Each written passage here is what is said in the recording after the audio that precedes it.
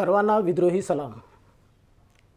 राबणाऱ्या बहुजन समाजाला जोपर्यंत न्याय मिळत नाही तोपर्यंत मी थांबणार नाही, हा माझा लढा अविरत सुरू राहील, अशा पद्धतीनं एक ध्येय बाळगून जवळजवळ अनेक वर्ष बहुजन समाजामध्ये फुलेशाहू आंबेडकर यांचे विचार रुजवणारे एक अतिशय चळवळीतलं नेतृत्व ज्यांना आपण मानतो अशी व्यक्ती आज आपल्यासमोर आहे. अण्णाभाऊ साठे संपूर्ण जगाला साहित्याची ओळख ज्या संशोधनाच्या माध्यमातून सरांनी करून दिली, असं एक व्यक्तिमत्व आपल्यासोबत आहे. अण्णाभाऊ साठेंचं साहित्य ज्या समाजाला आदर्श होतं, अशा समाजाचं गुणगान गात त्यांना न्याय हक्क मिळवण्यासाठी अनेक आंदोलने उभे केलीत.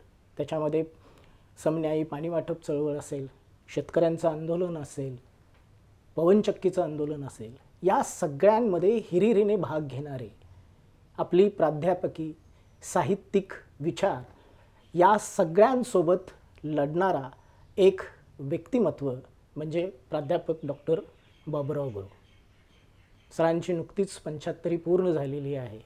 या निमित्तानं त्यांच्या आयुष्याचा एक दीर्घपट आपल्यासमोर सर उलगडणार आहेत. मी सरांचं या ठिकाणी मनपूर्वक स्वागत करतो. नमस्कार सर. नमस्कार. कवठेखंद या गावी आपला जन्म झाला. हो.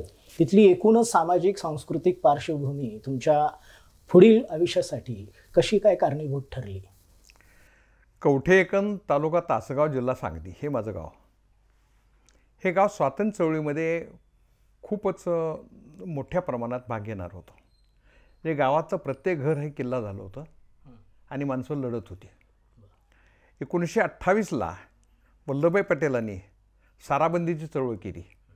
त्यावेळेपासून माझे वडील आणि दादासाहेब भोकरे, श्रीधर मास्तर चिपरीकर असे अनेक माणसं, शिलेमान कलावंत, ही सगळी माणसं चळवळीत उतरली आणि अव्याहतपणे 15 ऑगस्ट 47पर्यंत त्यांनी चळवळीमध्ये सहभाग दाखवला.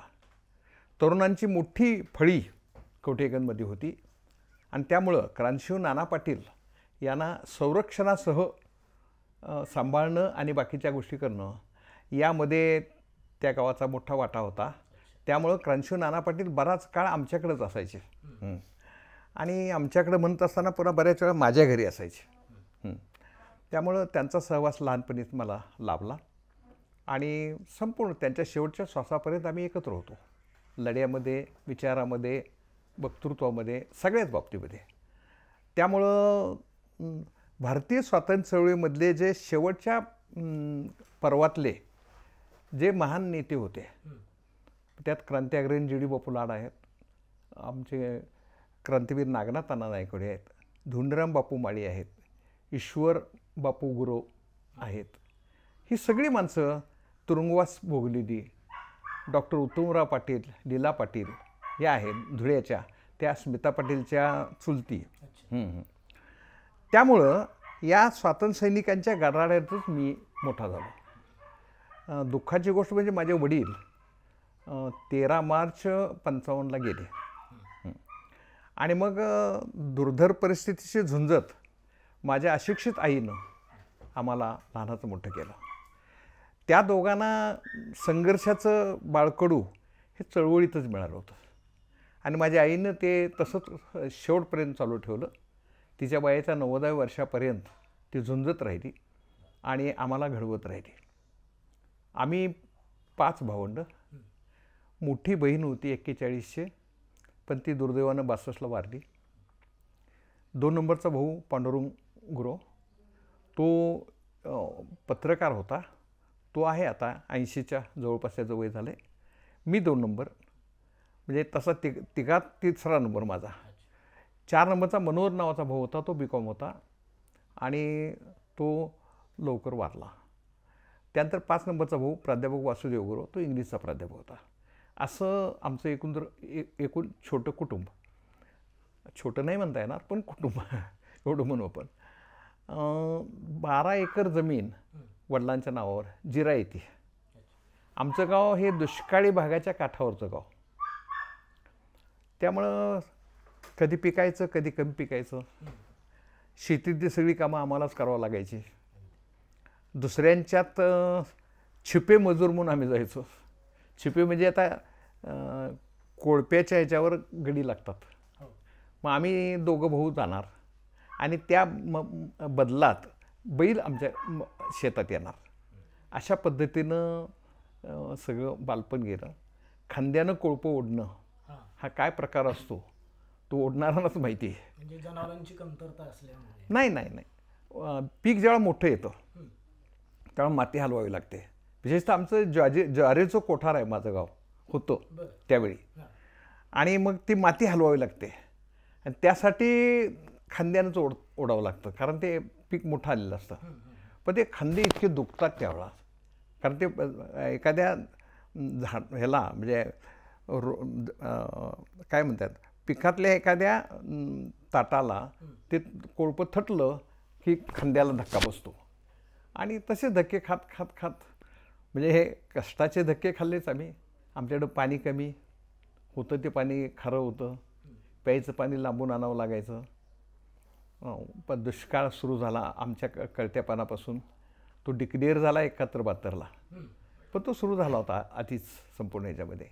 त्यातनं आम्ही धडपडत आलो. गावातच मॅट्रिक पास झालो आणि मग तासगावच्या कॉलेजमध्ये मी BA झालो मराठीचा आणि शिवाजी विद्यापीठामध्ये MA झालो. आणि पुढं 74 ते 85 या काळात मी अण्णाभाऊ साठे समाज विचार आणि साहित्य विवेचन या विषयावरची माझा प्रबंध लिहिला. त्याचं पुस्तक आलेलं आहे, त्याच्या 5-6 आवृत्ती निघालेल्या आहेत. असं साधारणपणे माझं आयुष्य आहे. सर, तुम्ही आत्ताच आपल्या संपूर्ण आयुष्याचा एक धावता आढावा घ्या. हो. पण त्यात एक महत्त्वाचा भाग होता तो साताराचे प्रतिसरकार म्हणून नावाजलेले क्रांतिसिंह नाना पाटील यांचा प्रत्यक्ष सहवास तुम्हाला मिळाला. त्या प्रत्यक्ष सहवासाच्या दिवसांविषयी थोडं सांगा. काय झालं, माझे वडील वारल्यानंतर ते खूप जवळचे होते त्यांच्या नाना पाटलांच्या. आणि ते प्रतिसरकारचे एक जज होते. प्रतिसरकारमध्ये अनेक जज. हां, मग ते जज म्हणजे नैतिकदृष्ट्या न्याय देणारे असे. मग ते वारल्यानंतर सगळेच अस्वस्थ झाले आणि सगळे स्वातंत्र्यसैनिक घरी आले. यशवंतराव चव्हाण, वसंतदादा सगळेच आले होते. अगदी अमर शेख, अण्णाभाऊ. त्याचवेळी माझी त्यांची सगळ्यांची ओळख झाली, काहींची मैत्री झाली. अण्णाभाऊंशी मैत्री झाली आमची. हां, आणि 69पर्यंत आम्ही आणि अण्णाभाऊ मी त्यांच्या दौऱ्यातनं फिरायचो. माझं 1 वर्ष शिक्षण बंद पडलं आहे त्यासाठी. हां, ते संयुक्त महाराष्ट्र समिती चळवळ चालली होती आणि त्या चळवळीमध्ये क्रांतिसिंह नाना पाटील असे लखलखत्या ताऱ्याप्रमाणे चमकत होते. आणि अण्णाभाऊ आणि अमर शेख त्यांच्यावर असायचे, गवाणकर सगळे. आणि मग संपूर्ण महाराष्ट्रभर त्यांचे दौरे असायचे. त्या दौऱ्यातनं मी जायचं त्यांच्याबरोबर. हां, त्यामुळं चळवळ, संघर्ष, आशावाद, कष्ट या गोष्टी लहानपणीच बिंबल्या. म्हणजे अगदी सुरुवातीला नाना पाटील सांगायचे की छातीत ताकद पाहिजे आणि मोठ्यानं घोषणा देता आली पाहिजे. मग त्या पहिली घोषणा आम्हाला त्यांनी दिली होती, मुंबई, बेळगाव, कारवार, निपाणी, डांग, उंबरगाव, संतपूर, भालकी सहसंयुक्त महाराष्ट्र झालाच पाहिजे. हे एकाच श्वासात म्हणायचं. हां, मग हे असं ज्याला जमेल त्याला आम्ही स्टेजवर घेणार असं नाना पाटील म्हणायचे. आम्ही पाठच करून टाकलो होते. आणि मग मी फार म्हणजे शाळेला गेलो ते नाटकात काम करायला. म्हणजे पहिलीपासून नाटकात काम करणं, गाणी म्हणणं आणि भाषणं करणं. बाबासाहेबांच्या 56च्या निधनानंतर मी भाषण केलं आहे. हां, मला त्या स्टेजवर चढता येत नव्हतं, सगळे लोक रडत होते. त्यावेळी वय काय होतं? 5-6 वर्ष. 49चा माझा जन्म, 56चा बाबासाहेबांचं. हां, म्हणजे मला स्टेजवर उचलून ठेवलं कुणीतरी. पण संपूर्ण अथांग सागर अक्षरशः माणसांचा रडत होता आणि त्यात मी आपलं बोलत होतो. त्यावेळपासून जे सुरू झालं ते सलग ऐकणं आणि बोलणं मला नेहमी एक वाटतं, खरा अभ्यास ऐकण्यातून होतो. शांतपणे ऐकायला शिकलं पाहिजे माणसाने. कारण एक माणूस चांगला माणूस बोलत असतो त्यावेळेला 20 पुस्तकं तो सांगत असतो. आणि मग ते ऐकल्यानंतर, ते रिचवल्यानंतर तुमच्याकडे जे येतं. म्हणून आजसुद्धा मी अगदी नवीन पोरग असलं, आता लोक मला नावं ठेवतात बऱ्याच वेळा, एका पोरावर काय बोलता एवढा वेळ वगैरे. पण नाही, मला काहीतरी मिळत असतं ना त्यातनं, नवीन काहीतरी मिळत असतं. त्या दृष्टीनं ऐकणं, वाचणं, बोलणं हेच आमचं हे झालं. आणि संपूर्ण माझं जीवन एकूण चळवळीचा भाग आहे. म्हणजे मी आता माझं आत्मचरित्र म्हणता येणार नाही, पण तो काळ जरा उलगडण्याचा प्रयत्न करतो आहे. त्या पुस्तकाचं नावच मी चळवळींचे दिवस असं द्यायचं ठरवलं आहे. म्हणजे आधी माझ्या डोक्यात होतं शेतातली माती आणि पुस्तकातली धूळ हे नाव द्यायचं. पण माझ्या लक्षात आलं की त्यात चळवळीच महत्त्वाच्या आहेत. त्यामुळं संयुक्त महाराष्ट्र समितीची चळवळ झाली आणि लगेच चायना वॉर सुरू झाला 62ला.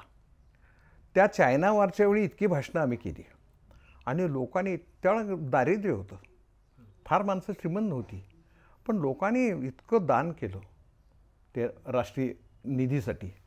क्रांतिवीर नाना पाटलांच्यावर आम्ही फिरलो. मला त्यातलं अविस्मरणीय वाटतं आहे ते, कोल्हापूरच्या बिंदू चौकात आमचं भाषण चाललं, नाना पाटलांचं भाषण चालू होतं. आणि मी तिथं, त्यावेळेला तो नुकता सिनेमा आला होता, तुला पाहते रे तुला पाहते रे, जरी आंधळी मी तुला पाहते रे. मग मी आंधळ्यासारखं त्या गर्दीत जायचं आणि एक पैसा पैसा द्या हो, देश संकटात आहे आमचा हो, आपला हो. इतकी माणसं पैसे द्यायची आणि ते कुठं ठेवायचे प्रश्न पडायचा. बरं आपण आंधळ आहे ते जमलं पाहिजे शेवटपर्यंत. एका वेळेला गणपतराव आंधळकर पैलवान ते लुंगी लावून आले आणि ते लुंगी पुढं केली त्यांनी. आणि गणपतरावांचं व्यक्तिमत्व कोल्हापुरातला फेम त्यामुळं, आणि माझ्यासारख्या भरपूर गाणं म्हणतोय म्हणून, अहो ते लुंगी काढून त्याचं गटोळ बांधावं लागलं. इतके पैसे गोळा झाले. नाना पाटील ते सगळे पैसे कलेक्टरकडे द्यायचे आणि तिथून पुढं जायचं. आता हे युद्ध संपलं कसं तरी, फार वाईट आहे, तपशिलात मानताना सुद्धा त्रास होतो आहे, इतकं वाईट पद्धतीनं. आणि त्यानंतर पाकिस्तानचं वार सुरू झालं लगेच. त्या पाकिस्तानच्या वारमध्ये तर त्यावेळा लालबहादूर शास्त्री, आचार्य यात्रे, त्यांनी हे कार्टून काढलं होतं. ते नेहरूंचा मोठा बूट आणि त्यात शास्त्री उभं राहिलेत आणि ते गळ्यापासून वरती दिसत आहेत फक्त, त्यात उभं राहिले. पण शास्त्री एखादी वीज चमकावी तशा पद्धतीनं काम करून गेले. अत्यंत निस्वार्थी माणूस, अत्यंत मोठा माणूस. त्यांनी जय जवान जय किसान ही घोषणा दिली आणि ती घोषणा घेऊन आम्ही सगळे, आमच्या क्रांतिवीर नाना पाटलांच्या आई त्या मरेपर्यंत सोमवार करायच्या. हा म्हणजे त्यांनी हे केलं होतं, त्यावेळा अन्नधान्य कमी होतं. त्यावेळी ते म्हणजे एक वेळचं तुमचं जेवण कमी करा, म्हणजे कोणाला तर गरिबाला उपाशी असणाऱ्या जेवण मिळेल. त्याचा फार मोठा इफेक्ट झाला होता. आणि जवान आणि किसान हे असं एकदम हे झालं होतं. मी 67 साली मॅट्रिक झालो, 71 साली BA झालो आणि 72-73ला मी MA झालो. आणि PhD नंतर म्हणजे 74 ते 85 या काळात केली. आता या सगळ्या शिक्षणाच्या काळात आंदोलनं हाच आमचा मुख्य भाग. बाकीचं नंतर सारखे आंदोलनं, विषमतेच्या विरोधी आंदोलनं, फुले शाहू आंबेडकरांचे विचार घेऊन पुढे जाणं आणि बाकी सगळ्या गोष्टी. बांगला युद्ध सुरू झालं आणि शिवाजी विद्यापीठाच्या वतीनं तरुणांच्या तुकड्या तिकडं रिफ्युजी जे आले होते त्यांच्या सेवेसाठी पाठवायचं ठरलं. त्यातून मी 1 महिना गेलो होतो आणि ते ह्याला होतं, आता छत्तीसगड झाले मला वाटतं. तिथं मानाभाटा नावाचं गाव होतं आणि तिथं 65,000 रिफ्युजी आणून ठेवले होते आणि त्यात आम्ही 1 महिना त्यांच्याबरोबर राहिलो होतो. सगळ्या मिलिटरी असायचे आणि मिलिटरीबरोबर राहिलो होतो. त्यावेळच्या अनुभवावर मी माझी विवस्त्रा नावाची कादंबरी लिहिली. युद्ध किती वाईट असतं, युद्धात काय काय घडतं, युद्धात माणुसकी कशी हरते आणि माणसं जनावराहून, म्हणजे आपण खरं तर माणूस आहे का जनावर आहे म्हणतो आपण, जनावरांचा अपमान आहे हा. इतक्या वाईट पद्धतीने माणसं वागतात. पण ते सगळं आम्ही पाहिलं. दिलीप पाटील आपले DCC बँकेचे चेअरमन होते, ते होते माझ्यावर अनेक लोक होते. पण दिलीप आता मोठा पुढारी झाला आहे. हां, ते होते आणि बाकीचे लोक होते. आणि पुन्हा प्राध्यापक झालो आणि शिक्षण क्षेत्रात ती विधारकता लक्ष द्यायला लागली. आणि मग आम्ही सुटा संभाजीराव जाधवांच्या नेतृत्वाखाली सुटा संघटना केली. ती जी एम फुकटो महाराष्ट्राची आणि आय फुकटो भारताची. मी आय फुकटोचा लाईफ मेंबर झालो. 32 लाईफ मेंबर होतो आम्ही. त्यातला मी सर्वात लहान मुलगा. त्यात 2-3 शिक्षण मंत्री होते, 5-6 कुलगुरू होते आणि मी एक पोरगा त्या लाईफ मेंबरमध्ये. पुन्हा जागतिक संघटना फिजे, ते फिजेचे मेंबर झालो आम्ही. हां, आणि मग शिक्षणातले लढे सुरू झाले. हो, नाही त्या आपण प्रश्नाकडे येणारच आहोत. कारण एक तुमचा आयुष्यातला एक भाग जो आहे तो प्राध्यापक संघटनेच्या कार्यात गेलेला आहे. मला फक्त क्रांतिसिंह नाना पाटील यांच्या बरोबरच आणखीन असे कुठली व्यक्तिमत्व होतं की ज्यांच्यावर तुमच्यावर प्रभाव झाला? नाही, आता काय झालं, नाना पाटीलांना फार त्यावेळा औषधं नव्हती एवढी आणि नाना पाटलांना शुगर फार वाढली. त्यांना अतिशय वाईट पद्धतीनं जीवन जगावं लागलं शेवटचा काही काळ. डॉक्टर आनंदराव गायकवाड यांचं नाव आयुष्यात विसरता येणार नाही.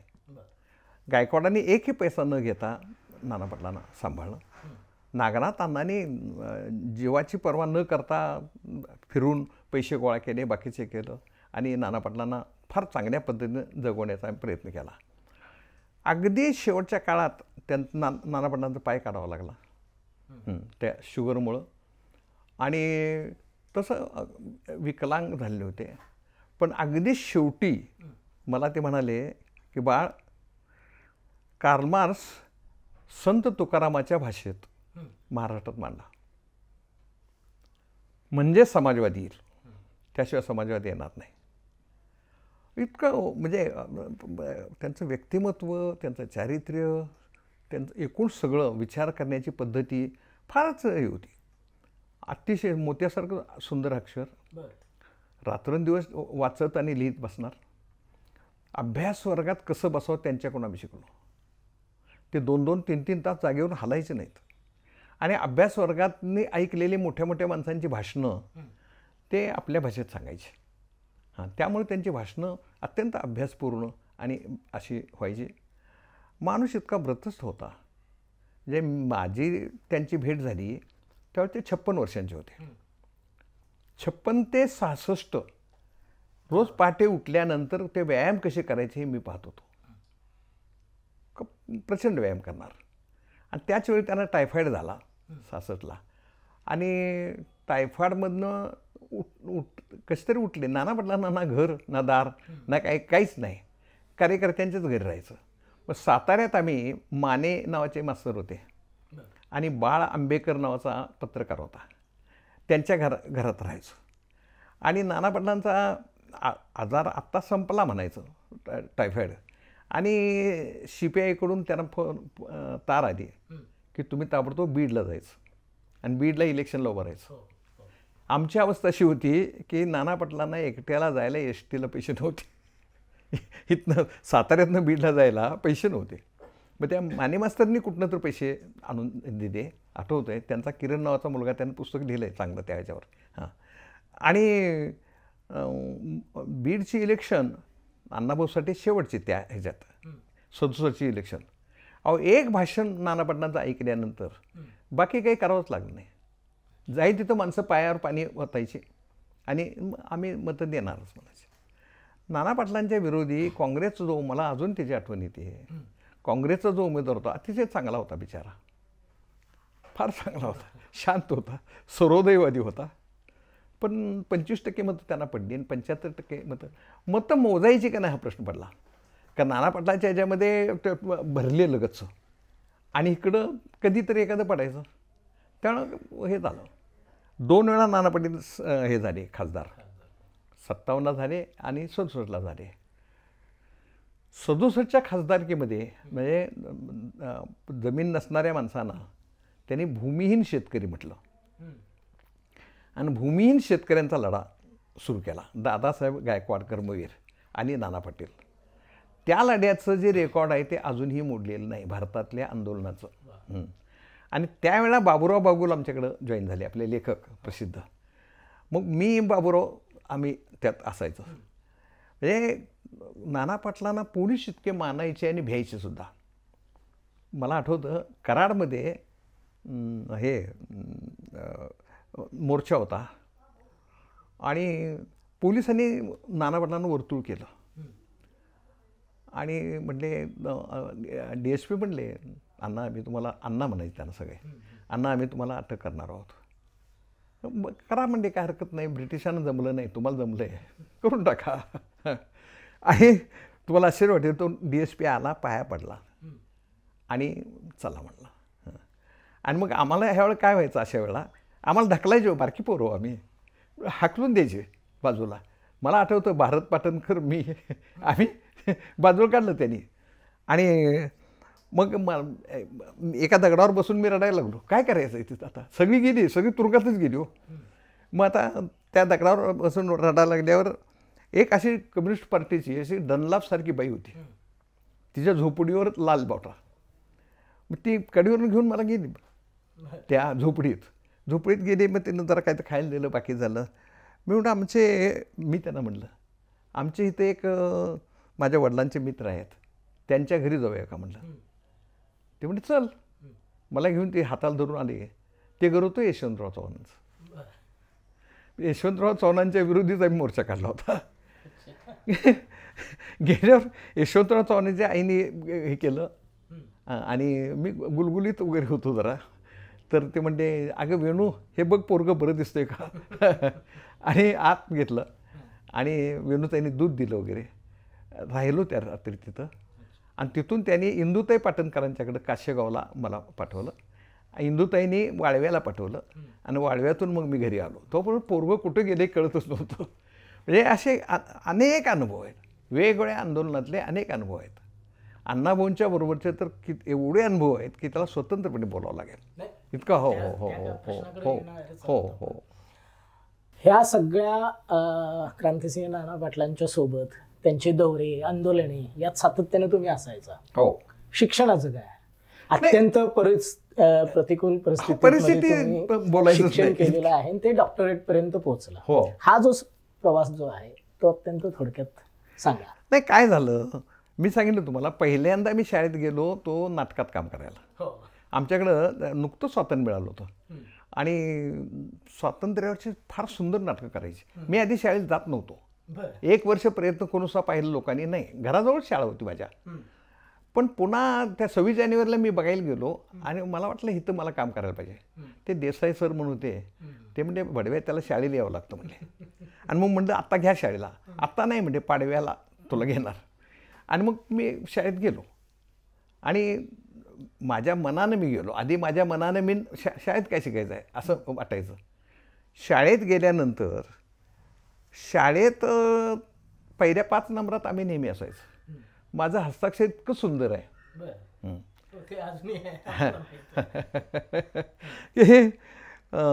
माझ्या एका मित्राला मी पत्र लिहिलं होतं. तो म्हणाला पत्र पोचलं, व्यवस्थित आणून दिल्याबद्दल त्या पोस्टमनला मी चहा दिला. आता पत्र वाचून दाखवायला ताबडतोब आहे. हे माझं हस्ताक्षर. पण हजरजबाबीपणा होता, स्मरण चांगलं होतं आणि परीक्षेकी जरा दयाळू असणार. त्यांनी मला पास करत नेलं. आता मी तुम्हाला चित्रकला आणि बीजगणित हे 2 विषय मला अजिबात हे झालं नाही. विशेषतः आमची गुरुकी जी आहे, मतकुनकी नावाचं गाव आहे, त्या गावामध्ये गुरुकी व्हायचं. गणपती बसला की आमची पणजी होती ती मला घेऊन जायची आणि शाळा बुडायची. आणि त्यात 2 गोष्टी, एक तर बीजगणित नवीन होतं आणि ते शिकवून सुरुवात झाली ना, तेव्हा त्याची भीतीच खाल्ली मी. आणि इंग्रजीमधलं क्लॉज ॲनालिसिस हेही त्यावेळेस होऊन गेलं. ह्या 2 गोष्टी मला आयुष्यात आजसुद्धा आलेल्या नाहीत. इंग्लिशमध्ये मी पुढं टिळक महाराज विद्यापीठात फर्स्ट आलो, पण क्लास नव्हते म्हणून. म्हणजे अशी सगळी अवस्था. म्हणजे मार्क नेहमी यथातथाच पडायचे. पण कधी अर्धवट शिक्षण सोडावं आणि चळवळीत स्वतःला झोकून द्यावं? रोज दररोज असायचं हे. म्हणजे बसच आता नकोच. आणि नागनाथांना वगैरे कुठली प्रेरणा होती की पुढे शिकायलाच पाहिजे, आपल्याला पुढे शिकायलाच पाहिजे? प्रेरणेपेक्षा आईचं दहशत होती. आई म्हणायची काय करायचं ते कर, पण शाळा कुणालाही कळत नव्हतं आम्ही कुठल्या वर्गात आहे. हे वर्षाला पास होते पोरगं म्हणायचे एवढं. आणि आमच्या गावात काय झालं, माझा मोठा भाऊ हुशार आणि ही चांगली शिकणारी पोरं. आणि मला अजूनही एक खंत आहे, आता मला 76 वर्ष वय आहे. अजून गावात गेल्यावर माणसं म्हणतात तू कुणाचा पोरगाशी लक्षात ठेवून वाग. लेका बुवा कुठं, माझ्या वडिलांना बुवा, ज्ञानूबुवा हे टोपण नाव होतं चळवळीतलं. रामचंद्र त्यांचं रेकॉर्डचं नाव. ते म्हणजे बुवा कुठं, तू कुठं, जिडी बापू तर सारखं मला म्हणायचे, अरे बुवाचा मुलगा जरा आबरू घालू नकोस. म्हणजे इतकंही म्हणजे अजूनही मला गावात बुवाचा मुलगा म्हणूनच ओळखतात. म्हणजे बाबुराव गुरुवांचं स्वतंत्र काहीतरी आहे वगैरे हे नाही आहे. नव्या पिढीला ते आश्चर्य वाटेल. पण अजूनही आता इथं डॉक्टर लंगडे आहेत, 95 वर्ष वय आहे. पर कालच मी जाऊन त्यांना भेटून आलो. डॉक्टर, मोठा डॉक्टर. ते म्हणले आता बाबू मी किती दिवस राहतो आहे मला काही सांगता येत नाही, पण बुवाच्या नावाला कुठं बट्टा लागू देऊ नकोस. इतकं त्यांचं नाव असं ते मोठं झालं. ते वारकरी संप्रदायाचे त्या ह्याचे गाडगे महाराज आणि तुकाराम, ज्ञानेश्वरी तोंडात, बाकीचे त्यांना अटक करण्याचा एकदा प्रयत्न केला पोलिसांनी. त्या पोलीस लाईनमधल्या सगळ्या बायका येऊन त्यांना ओवाळायला लागल्या. पोलिसांनी सोडून दिलं. एकदा त्या औंधच्या ह्याच्यात होते तुरुंगात. हां, तिथनं रामायण ह्यांनी सर्वपल्ली राधाकृष्णन यांनी लिहिलेलं रामायण आणलं होतं इंग्रजीमधलं. आणि बाकी पिक्चर रामायण ते. म्हणजे त्यांचं जीवन फारच वेगळ्या पातळीवर. ती काही घरात वगैरे नसायचेच कधी. तुम्हाला किती वर्ष सहवास मिळाला वडिलांचा? वडिलांचा सहवास फार कमी मिळाला खरं सांगायचं. कारण काय झालं, ते घरी नसायचेच हो. ते घरी येतील त्या दिवशी दिवाळी दसरा असं आईंची अवस्था असायची. मग घरी यायची. आणि माझी आई भयंकरच कडक होती. म्हणजे 2 टोकं होती. म्हणजे वडील हे गांधीयन, पूर्ण गांधीयन. ते गांधीनं जाऊन भेटले मुंबईला. दादा भोकरे म्हणून त्यांचे मित्र होते ते. आणि माझे वडील भेटले. गांधीने गेल्यावर म्हणजे गावाकडं चला, आणि तुम्ही लहान मुलं होती बरं काही, आणि म्हणजे गावात अस्पृश्यता बंद करा. गांधींना भेटून झाल्यावर म्हणजे चला बाबासाहेब आंबेडकरांना भेटू. बाबासाहेबांकडे गेले. बाबासाहेबांनी सांगितलं आम्ही गांधींना भेटायला होतो, तुम्हालाही भेटायला. बाबासाहेब उपर होता आणि त्यांना म्हणते गांधीकडे गेला होता ना, मी इकडे कशाला आला आहे. तर नाही म्हणते असं तसं. काय सांगितलं गांधीने विचारलं तर म्हणले ते गावात अस्पृश्यता हे करा म्हणले. म्हणजे गांधींना गावं कुठं माहीत आहेत, अजून गावातली परिस्थिती कुठं माहिती आहे, तुम्ही काय करणार. नाही आमच्या गावात म्हणजे आम्ही अस्पृश्यता निर्मूलन करणार. गावात आले, गावात त्यांनी सभा घेतली, लोक हसायला लागलेत. आणि थोड्या दिवसात म्हैस आमची मेली. ती म्हैस मेल्यावर ते म्हणजे आता तुम्ही दोघं उचला, दलितांना नाही काम लावायचं ना. मग हो उचलतो म्हणते. ह्यांना काय हालते मग. मग ते म्हणजे मग एक हे होता बाळूचा आंबा नावाचा, तो म्हणला त्याला काढवण असतं म्हणला, ते खाली घालायचं असतं म्हणजे मस्त उचलते. मग एकानं दलित एक माणूस होता गांधीयन, त्यानं काढवण आणून दिलं. गाडीत म्हैस लादली आणि ते बाहेर घेऊन जाताना तो बाळूचा आंबा म्हणला आता आपण एवढं केलं आहे, हिचं कातडं काढून विकलं तर चांगलं होईल म्हणलं. हां पैसे आहेत मिळत आहेत. आणि मग ते कातडं काढून विकलं त्याने आणि त्याचा पहिला चरखा आणला गावात. हो. आणि तिथून पुढं त्यांचं चळवळीचं बाकीचं सुरू झालं. खूप गोष्टी आहेत, खूप गोष्टी. म्हणजे आता मी लिहिण्याच्या निमित्तानं आठवतो आहे सगळं. आणि काय ती पिढीच वेगळी होती. माझ्या एका पुस्तकाचं नाव आहे उजळती प्रकाशरेषा. मानववंशाच्या इतिहासामध्ये एखादा काळ असा झपाट्यासारखा येतो की मानववंश फारच चांगला वागायला लागतो. मग 1802 उमाजी नाईक ते 15 ऑगस्ट 47पर्यंत माणसं रत्नासारखी, मृत्यूचं कफन डोक्याला बांधून फिरणारी. किती हुतात्मे झाले, किती त्याग झाला, किती लोक काळ्या पाण्याला गेले, किती लोकांना अक्षरशः चाबकानं मारून मारून टाकलं. जे भगतसिंगाचे चुलते अजित सिंग, त्यांनी कॅनडामधून बोट घेऊन येऊन ब्रिटिश भारतावर हल्ला केला. तो कामागाटावर मारू नावाचं ते जहाज प्रसिद्ध आहे. म्हणजे इतक्या चांगल्या पद्धतीनं ध्येयवाद आणि बाकीच्या गोष्टी करणारी माणसं मी बघितलं आहे. स्वातंत्र्यसैनिक पहाटे 4ला थंड पाण्यानं आंघोळ करायचे, चटणी भाकरी जशी मिळेल तशी खायची. नागनाथ अण्णा आणि त्यांचे सहकारी 40 मैल चालायचे डोंगरातनं आणि रात्री चालणार. त्यांनी हत्यारं गोव्यावरून जाऊन आणली.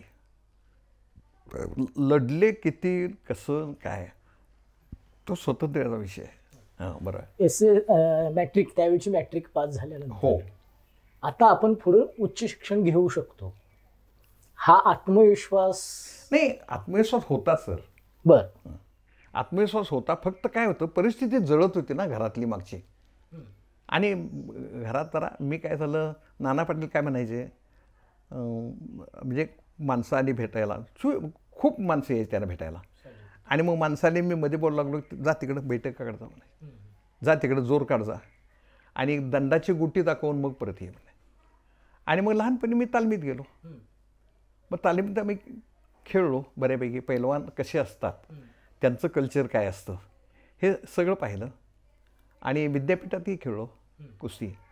आणि मग त्या सगळ्या पार्श्वभूमीवर मॅट्रिक पास झालो.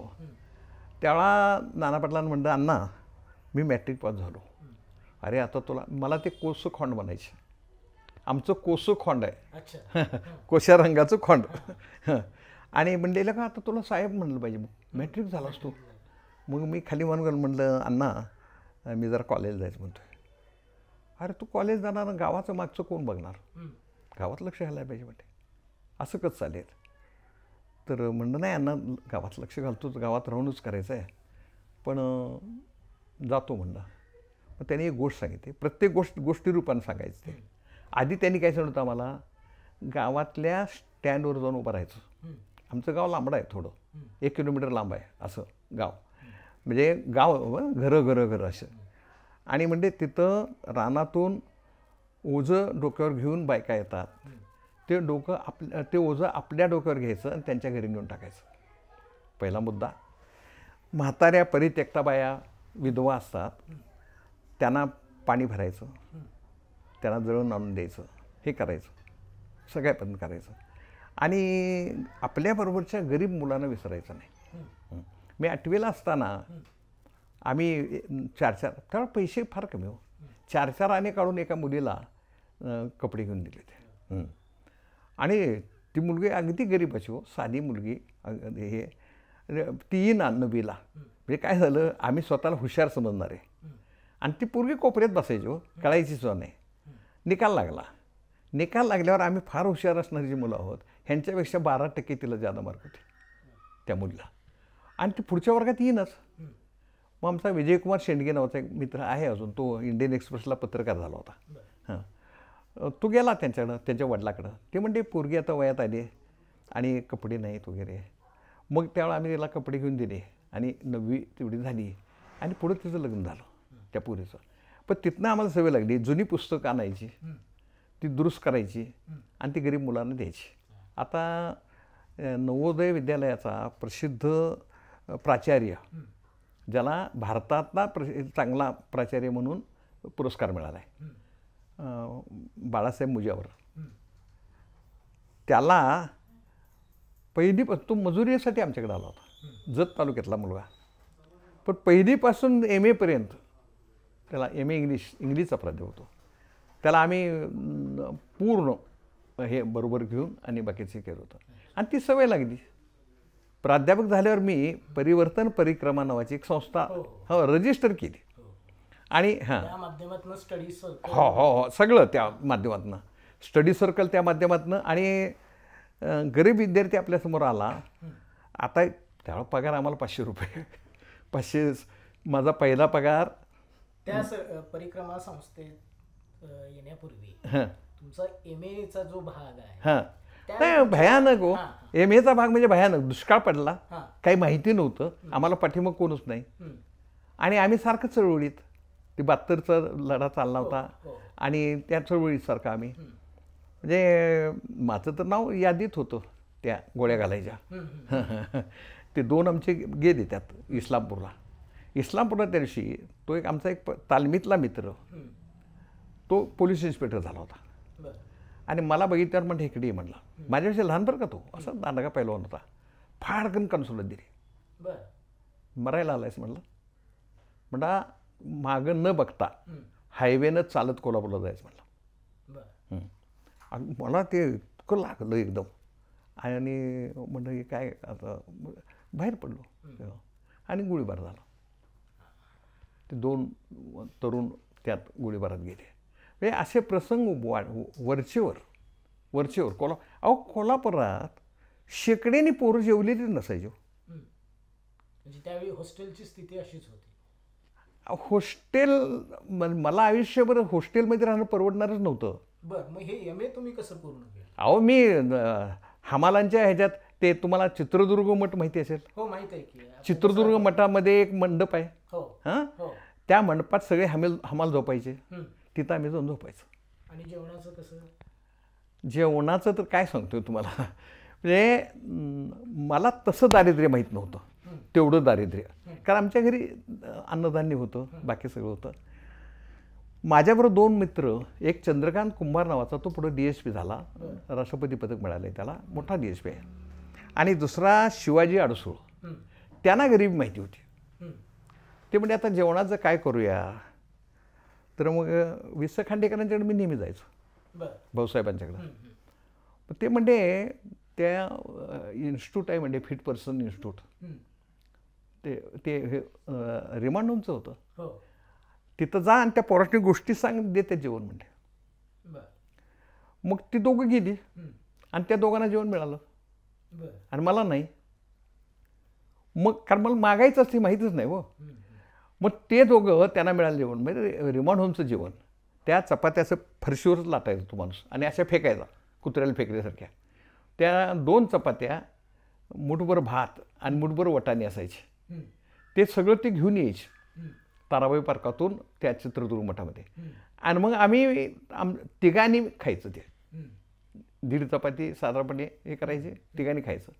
आणि विद्यापीठात BT भोसले नावाचे एक कोच होते युनिव्हर्सिटीचे, त्यांच्या डोक्यात तुला ऑलिम्पिकला पाठवायचं. खायला आनंद नाही आणि ऑलिम्पिकला कसं जात आहे, म्हणजे ही जी अवस्था होती सगळी. ते दिवस निघाले. खरं तर ते दिवस निघणं अवघड. असं कोणतंही काम नाही त्या काळात आम्ही केलेलं नाही. सगळी कष्टाची कामं आम्ही शांतपणे केली. हे करत असताना MA चे तास करणे वगैरे सगळं चालूच होतं, चालूच. आता मी चित्रदुर्ग मठातून विद्यापीठात जायला 10 नाही पैसे तिकीट होतं सिटी बसला, पण 10 नाही पैसे मी देऊ शकत नव्हतो. हां, त्यामुळं आम्ही चालत जायचं आणि चालत यायचं, चालत. पण त्यावेळा आम्ही विद्यापीठामध्ये मराठी वाङ्मय चर्चा मंडळ काढलं. मी त्याचा सेक्रेटरी होतो आणि त्या मंडळाच्याकडून गत्रे माडखोलकर त्यांना आणलं. ते महिनाभर राहिले कोल्हापुरात आणि गोव्याला वगैरे इकडं तिकडं मी त्यांच्यावर फिरायचं. आपल्या विवेकानंद कॉलेज, सगळ्या कॉलेजवर भाषणं वगैरे, आणि विद्यापीठाच्या रेस्ट हाऊसला थांबायचं अशा पद्धतीनं. पुन्हा नारायण सुरेंना पहिल्यांदा विद्यापीठात आम्ही आणलं. पुन्हा हे भालचंद्र फडके, पुन्हा ती ह्याची कादंबरी होती आनंद यादवांची, झोंबी नाही, फार सुरुवातीची, गोतावळा. त्या गोतावळ्यावर बोलायला त्यांना बोलवलं. हां, तो यादव इतका नाजूक काय माहीत नव्हतो. आणि मी त्यांना म्हटलं, तुम्ही ह्यात मी 2 चुका काढल्या त्या ह्याच्यातल्या, माझ्या पद्धतीने काढल्या. मला SS भोसलेने लगेच चिठ्ठी पाठवली, खाली बस आणि काही बोलू नकोस. ते अपसेट झाला. काय साप ते आडवा येतो त्यासारखा, आणि तो पुढं गेल्यावर एकदा म्हणतो तो साप मरून पडला आहे आणि बहुतेक तोच तास बसावा असं म्हणतो. म्हटलं कुठल्याही शेतकऱ्याला विचारा, त्यांना साप पाठ असतात म्हटलं, आणि बहुतेक तोच असावं कसं म्हणतो म्हटलं. एकदम ते हे झाले. MA पूर्ण झाल्यानंतर नोकरी, हां. हा प्रवास, त्यानंतर मग आपण पुढच्या प्रश्नाकडे. हो हो हो. काय झालं, नोकरी हा प्रकार म्हणजे मला लागणारच होती हे मला लहानपणी कळलं होतं. बरं. बापूजी साळुंखे अं, त्यांना त्या अडचणीत होत्या तेव्हा माझ्या वडिलांनी त्यांची जेवणाची सोय केली होती अच्छा. इस्लामपूरमध्ये. आणि मला पहिलीला नेऊन वर्गात बापूजीने घातले बरं का. बरं. हां. म्हणजे बापूजी मला म्हणाले, तुमच्या वडिलांनी मला शिकवलं आहे, आता मी तुम्हाला शिकवणार. क्या बात. आणि मग ते वेगवेगळ्या ह्यानं तासगावचं कॉलेज नवीन निघालं, संस्थाच नवीन निघाली होती त्यावेळा. मग ते यायचे बापूजी वेगवेगळ्या ह्यानं. शाळेत मला पहिल्यांदा घातलं तेव्हा रावळगावच्या ह्याचा एक डबा त्यांनी शाळेत मास्तरांच्याकडे दिला होता. बरं. आणि ह्याला रोज एकच गोळी द्यायची म्हणजे वगैरे असं. आणि मग शिक्षण असं होत गेलं. मला काय झालं, आमच्याकडे एक बाळासाहेब पाटील नावाचे पायलट ऑफिसर होते. कवठेकन नागाव शेजारी गाव आहे. ते नागावातून स्टँडपर्यंत ज्या स्टाईलनं चालायचा माणूस मिलिटरीचा, त्याच्या मागं आम्ही चालत चालत चालत म्हणजे तसंच चालायचं, तसंच पावलं टाकायचे वगैरे. आणि मला सारखं वाटायचं आपण पायलट ऑफिसर व्हावं. हां. पुन्हा झालं, एक पोलीस इन्स्पेक्टर हे झाला. तो दुर्दैव होतं जरा थोडं, तो तीर्थ जास्त घ्यायचा. एक दिवस त्याने तीर्थ घेतलं, त्याचे कपडे काढून टाकले लोकांनी आणि असे नेऊन कोंडवाड्यात टाकले होते. तर मला वाटतं एवढा चांगला माणूस नाही, काय बरोबर नाही, म्हणून मी त्यांना कपडे आणून दिले. तो एवढा खुश झाला आणि तो प्रेम करायला. पहिल्यांदा बुलेट ही गाडी त्यावेळेला मी पाहिली. हां हां. आणि मग तो फिरवून आणणार आम्हाला वगैरे गाडीवरनं वगैरे वगैरे. त्यामुळे मला वाटलं आपण पोलीस अधिकारी व्हायचं. त्याशिवाय आप्पासाहेब पवार फार मोठा माणूस. ते काय म्हणाले, अरे आपण आता आपले विद्यार्थी, त्यावेळा शिवाजी कॅन्डिडेट फ्रॉम शिवाजी विद्यापीठ शुड नॉट अप्लाय, अशी टीप असायची जाहिरातीत. आणि भयंकर आम्हाला अपमान वाटायचा. ते कशामुळे काय? स्टँडर्ड नाही, विद्यापीठ कसलं आलं हे, ही 5वी खानावळ कशाला सुरू केली, महाराष्ट्रातली 5वी खानावळ कशाला, असा लेख नाशी फडक्याने लिहिला होता. अच्छा. आणि मग त्यांनी बॅरिस्टर लायब्ररी आहे ना आपली, हां, त्या लायब्ररीमध्ये 3ऱ्या मजल्यावर IASच्या मुलांसाठी सोय केली होती. आणि त्यामध्ये हे आपले गणेश देवी, सुहास साळुंके, आवटी अशी मुलं होती.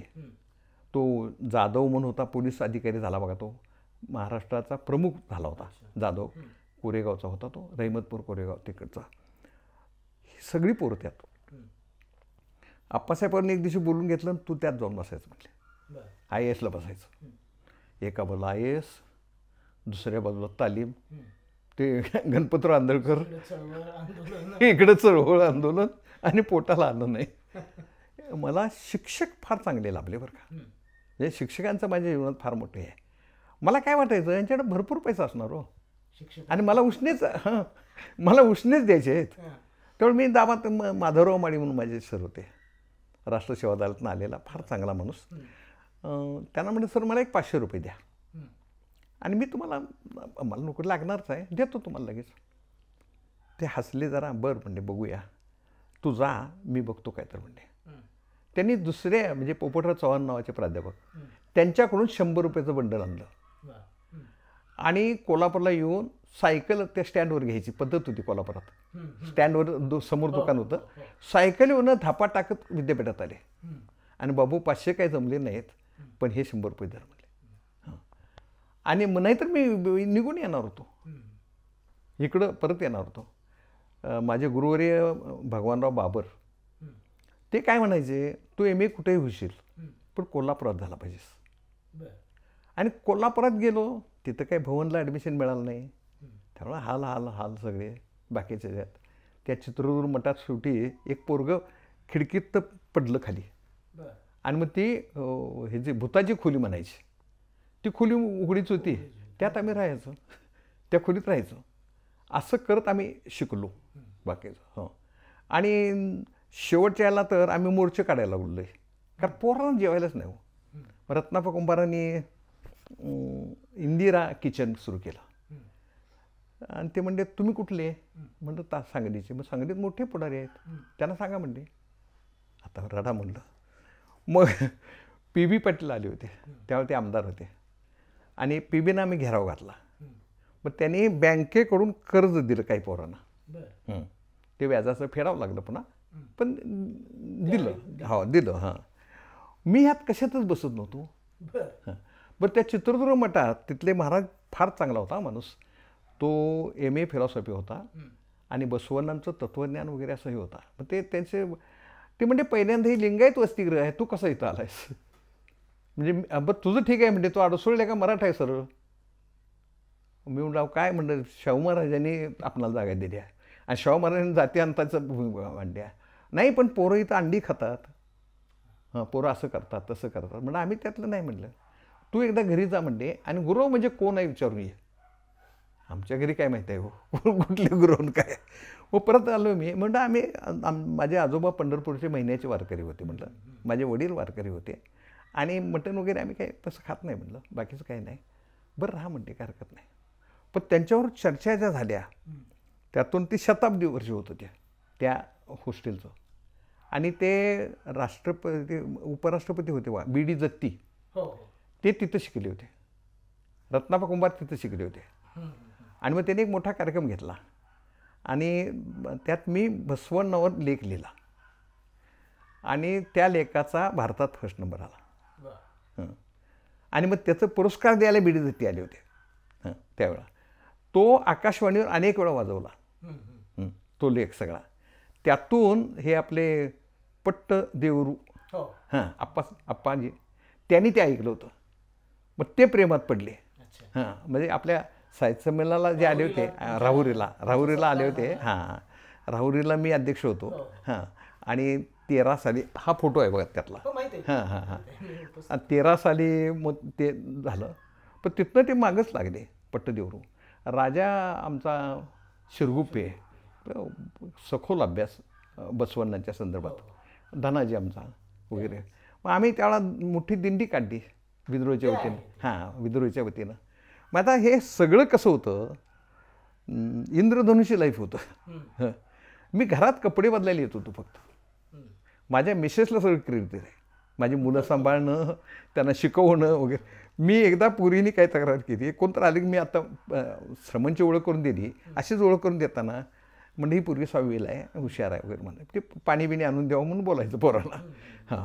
तर ती पोरगी म्हणजे अहो पप्पा मी 9वीला गेले आणि मला 6वीला काय सांगताय म्हटलं तुम्ही. म्हणजे एवढं माझं त्यात लक्ष. पगार पहिल्या दिवसापासून बायकोच्या नावावर. बायकोनं सगळा संसार करायचा काय. मी बायकोला आयुष्यात साडी नावाचं भानगड नाही, दागिने नावाची, ती गोल्ड रिफायनरीची मुलगी आहे बरं का. पण दागिने नावाची भानगड नाही, कारण मी स्वतः दागिना वापरत नाही. मी एक लेख लिहिला होता म्हणजे सुवर्णप्रीती एक राष्ट्रद्रोह, तो साताऱ्यात लेख घालला. त्याच्याविरुद्ध आह साळुंखेंनी लेख लिहिला तात्यांनी. तात्यांनी काय लिहिलं, सुवर्णप्रीतीचा मुद्दा नाही, सौंदर्याचा हे आहे वगैरे. पुन्हा मी लेख लिहिला. म्हटलं सौंदर्य काय, तुम्हाला जरा खोटी ज्वेलरी असते तिच्यात चमकते, बाकीचं होतं वगैरे वगैरे असं त्यावेळेला आमचं सारखं वादविवाद चालायचा बाकीच्या जेव्हा. मग मी दागिनं वापरत नाही, बायको म्हणजे मी पण वापरत नाही. त्यामुळे दागिने नावाचा प्रकारच नाही. पहिली नोकरी कुठं लागली? मला नोकरी बापूजींनी म्हणजे आधीच सांगितलं होतं त्यांनी. मला म्हणले जा तू तुळजापूरला जा. मग मी तुळजापूरला जायचं. आता खरं तर तुळजापूर कुणीकडं, कोल्हापूर कुणीकडं. मी आपलं आईनं जरा रवा आमकं तमकं एका पोत्यात भरून एक चादर एक पट्टी झोपायला आणि पोतं दिलं. ते पोतं खांद्यावर घेऊन मी स्टँडवर गेलो, कोल्हापूरला गेलो. म्हणलं बापूजींना सांगून जाऊया. कोल्हापुरात गेलो, बाहेर पोतं ठेवलं, खेड्यातली आहे मुलं. आणि गेलो, बापूजी हसले. म्हणजे अरे तू अजून इथंच आहेस? तर म्हणलं होय. बरं झालं म्हणले, आता तू तुळजापूरला नाही जायचं, तू आता तळमौल्याला जायचं. आणि मी म्हणून मी काय तळमौल्याला जाणार, कारण ते तळमौल्याला सासनूर प्राचार्य होते इंग्लिशचे. ते मारायचे आम्हाला विद्यार्थी असताना. You will pass, your father will pass, I am here, to see how you will fail. पुन्हा म्हणायचे काय 35 is equal to 100, 34 is equal to 0. हां हां मग मी म्हणलं नाही हो ते म्हणलं त्यांच्या हाताखाली मी जाणार नाही म्हणलं बापूजीला. तळमावले हे एक असं दुर्गम भागातलंच फारच दुर्गम फारच. पण मला त्याचं काही दुःख नव्हतं बरं का, कारण भारत पाटणकर वगैरे माझे मित्र सगळे तिकडं शहाद्याला गेले होते ना. आणि दुर्गम भागात जायचं हा माझ्याकडे दुःख. बाकीचे बघायचे माझ्याकडं आता हे कसं मरते तिथं सहानुभूतीने बघायचे. सगळे यादव आपला डॉक्टर तो सारखा म्हणायचा आहे रे बाबू तुला तिकडे जागा टाकले ओके, पण तो चांगला आहे त्याला काय झाले. तर म्हणून अतिशय सुंदर आणि माणसं काय राव म्हणजे अजूनही नातवंडाचे परतवंडाची ह्याचे बारसं बिरसं असतं ना त्याच्या पत्रिका येतात मला तिकडून. त्या तळमळ्यात 6 वर्ष मी राहिलो. आणि मग सासूसांच्या बरोबर भांडणं बिणणं चालूच होतं सगळं. आणि तिथं सगळे स्वातंत्र्य मला भेटायला यायला लागले. बरं मला जे त्या तळमळ्यात काय होतं जेवणाची सोयच नव्हती हो. मी तर एक बिस्किटचा डबा मोठा ठेवला होता तो ह्याचा पार्ले. हां हां येईल त्याला बिस्किट दे. आणि 12 आण्याला दूध लिटर हो. मग मी एक मोठं भांडं ठेवलेलं स्टोव बारीक करून ठेवायचा. ते दूध तापवायचं पोरांना पळायला वगैरे लावायचं प्यात दूध असं अशा पद्धतीनं. पण तळमावल्यात माझा जो बेस तयार झाला म्हणजे एक तर काय केलं आम्ही डोंगरात त्या तिथल्या बाबासाहेब आंबेडकर स्टडी रूम सुरू केल्या. प्रत्येक तुम्हाला परिक्रमा संस्थेसाठी हां हां हां हां नाही परिक्रमा संस्था त्यावेळेला सुरूच होती. हां म्हणजे त्यावेळेला मुलांना काय भयानक हो अवस्था आपण कल्पना नाही करू शकत. दारिद्र्याची कल्पना नाही करू शकत. त्यावेळेला एक मुलगा बार्शीहून आला होता अनाथ मुलगा. तो युनिव्हर्सिटीला फर्स्ट होता BAला जॉग्रफीला. आणि त्यांनी सांगितलं तुला देतो ॲडमिशन पण 2 महिन्यानंतर ये. त्याने येतानाच वर्गणी काढून दिलेली. हां कसं जाणार काय काय. मग आम्ही रात्री मी नवीन प्राध्यापक झालो तो पोरं म्हणायचे आम्हाला सिनेमा दाखव. मग रात्री सिनेमा बघून येत असताना 12-1 वाजता माळावर आपल्या सागरमाळावर रडत बसला होतो. मग त्याला म्हटलं त्याला उचलून भवनला नेला आंघोळ घातली कॉफी दिली आणि बोल म्हणलं काय झालं. तर तो म्हणला नाही मला असं असं झालं. त्यानं स्वतःचे आई वडील नाहीत बहीण एक लहान आहे ती मामाकडे ठेवली आहे वगैरे वगैरे सांगितलं. कल्याण गवळी त्याचं नाव. आणि मग मी म्हणलं रडायला काय झालं मग तुला, कारण आम्हाला कसं रडणे भानगडच नाही हो लढणे एवढंच काय त्यातलं काही कळत बी नव्हतं खरं सांगायचं. त्याला तो MAला आला विद्यापीठात आणि हे त्या गिरणीत पिठाचे काम करायचा. मग त्याला अनाथ पोरगं बारकं एवढं उंचीला सावळं. त्याला कपडे आमचे मोठे व्हायचे मग त्याला कपडे दिले बाकीच केलं. आणि ते पुणे युनिव्हर्सिटीला फर्स्ट आलो MAला. आणि पुढं तो MRPला गेला मास्टर ऑफ रिजनल प्लॅनिंग. तो खरगपूरला गेला आणि खरगपूरला तो भारतात सेकंड आला. त्याला अमेरिकेचा कॉल आला होता पण तो परत हे झाला. मी 25 रुपये त्याला महिन्याला देत होतो. हां पण तो कलेक्टर झाला इथं पुन्हा आणि कमिशनर झाला. आता कमिशनर म्हणून रिटायर झाला. आणि लिटिगेशन याचं असतं ना त्या चुकीची घरं बांधलेली मुंबईत वगैरे अतिक्रमण वगैरे तर त्या घरांचं जज म्हणून काम केलं त्यानं. बरोबर.